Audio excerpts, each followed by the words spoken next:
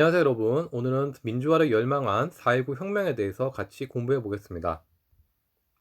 1948년 우리나라 초대 대통령으로 당선되었던 이승만은 두 번째 대선에서도 대통령을 희망했습니다. 하지만 2대 국회의원 선거에서는 이승만 정부의 비판적인 인사가 대부분 당선되었습니다. 기존의 국회의원들이 대통령을 뽑는 간선제로는 이승만이 다시 대통령이 되기는 힘들었습니다. 이에 이승만은 국민이 대통령을 뽑는 대통령 직선제로 헌법 개정을 시도했습니다. 이승만은 우선 자신의 지지 세력을 모아서 자유당이란 신당을 창당하고 1952년에는 다수의 야당 국회의원들을 북한과 내통 혐의로 체포하는 부산 정치파동 사건을 일으키게 되었습니다. 이승만의 의도된 공포 정치 속에서 크게 위축된 국회의원들은 이승만이 원했던 대통령 직선제 개헌안에 결국에는 찬성할 수밖에 없었습니다. 하지만 이 그림에도 나와 있듯이 당시 국회의원들의 표정은 솔직히 좋지가 못했습니다. 역사에서는 이를 발췌 개헌이라고 합니다. 1952년 당시는 아직 한창 한국전쟁 중이었고 이승만은 여전히 국민들에게서는 많은 지지를 받고 있었습니다. 이에 이승만은 국민들의 대거 지지를 바탕으로 2대 대통령으로 당선되었습니다. 이승만의 권력 욕심은 여기서 끝나지 않았습니다.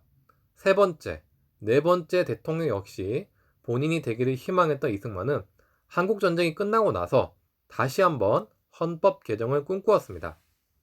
이에 이승만과 자유당은 초대 대통령에 한해서는 대통령 횟수에 제한을 없애자는 식의 내용인 헌법 개정을 국회에 발의했습니다. 당시 국회에서 자유당을 비롯해서 자신의 지지 세력을 그동안 많이 모았던 이승만은 1954년에 헌법 개정을 다시 한번 자신했습니다.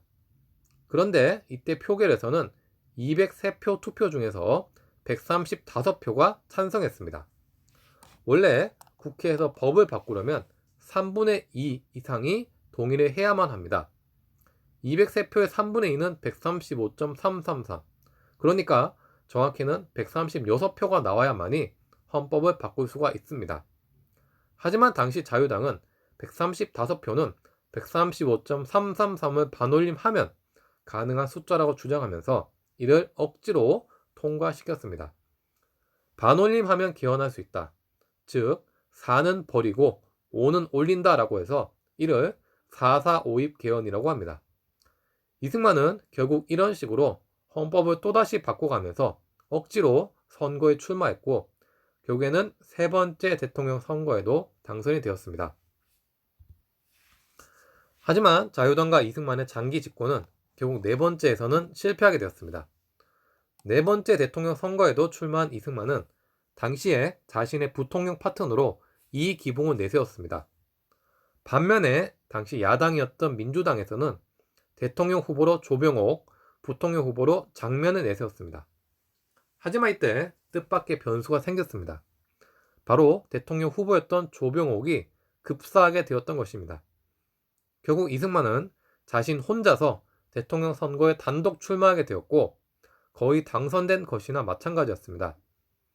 이렇게 되다 당시 민중들의 관심은 부통령 선거에 쏠렸습니다. 사실 이때 이승만은 80을 넘은 나이로 언제 죽어도 이상하지 않을 나이였습니다. 대통령이 유고할 시 그 지위는 부통령이 이어받게 되는데 이승만이 고령인 것을 감안하면 자유당에게 있어서 부통령 선거도 매우 중요했습니다. 하지만 자유당은 이때 온갖 부정선거의 진면목을 보여주었습니다. 즉, 투표함을 바꿔치기 하거나 40%의 표를 의도적으로 조작해서 사전투표하거나 3인조, 9인조 공개 투표를 해서 투표할 때 누구를 찍는지도 옆 사람이 감시하게 했던 것입니다. 워낙 부정선거를 열성적으로 하다 보니까 어떤 지역에서는 투표 인원이 100명인데 그 중에 120표가 자유당 표가 나오는 황당한 일이 벌어지기도 했습니다. 이런 부정선거는 국민들에게 큰 불만을 가져다 주었습니다. 전국 각지에서는 부정선거를 규탄하는 시위가 일어나게 되었고 그 과정에서 정부의 강경 진압으로 여러 명이 사상당하는 일도 발생했습니다. 특히 시위에 참여했다가 최루탄을 맞고 마산 앞바다에서 시신으로 발견되었던 김주열의 죽음은 당시 국민들에게 큰 충격을 가져다 주었습니다.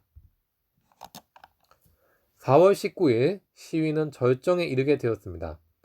대학 교수들도 시국 선언문을 발표하고 많은 시민과 학생도 거리에 뛰쳐나왔습니다. 또한 당시 미국 정부도 이승만에 대한 지지를 결국엔 철회하게 되었습니다. 결국 이승만은 하야를 선언하게 되었고 이 기붕은 자살로 생을 마감했습니다. 우리나라 역사상 4.19 혁명 이전까지 단 한 번도 민중의 힘으로 정권을 바꾼 적은 없었습니다. 사실 그렇기에 이 4.19 혁명은 시민의 힘으로 달성한 것이기 때문에 그 의미가 대단하다고 볼 수 있습니다. 이승만 정부가 물러나고 나서 새 정부가 수립되기 전까지는 당시 외무부 장관이었던 허정이 임시로 정부를 이끌었습니다. 이 기간 동안에는 우리나라 역사상 독특한 정치 개헌이 있었습니다. 바로 의원 내각제와 양원제가 단행되었다는 것입니다.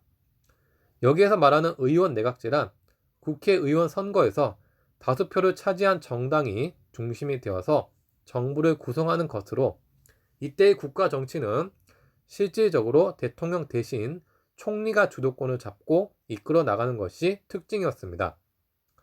또한 양원제는 국회의원을 상원, 하원으로 나누어서 운영하는 것으로 하원에서 안건을 발의하면 상원에서 이것을 심사하고 결정하는 체제였습니다. 새 헌법이 발표되고 이후 실시된 국회의원 선거에서는 역시나 민주당이 압승을 거두었습니다. 국회는 윤보선을 대통령으로 장면을 국무총리로 구성해서 새 정부를 만들었습니다. 이 시기에는 경제개발 5개년 등 장기적인 경제 건설 계획도 추진되었습니다. 장면 정부는 민주화의 열의를 바탕으로 만들어졌던 새 정부였기에 당시 국민들은 각종 민주화와 사회적 요구를 적극적으로 표출했습니다. 하지만 장면 정부는 이런 국민들의 열의에 적극적이고 능동적으로 대처하지는 못했습니다. 이는 장면 정부의 한계점이었고 국민들이 원하는 정부의 모습도 아니었다는 점에서 아쉬움이 남습니다. 네, 이렇게 오늘은 4.19 혁명과 제2공화국 출범에 대해서 같이 공부해 보았습니다. 오늘 수업한 내용 정리 잘 하시길 바라겠으며 다음 시간에 뵙도록 하겠습니다. 수고하셨습니다.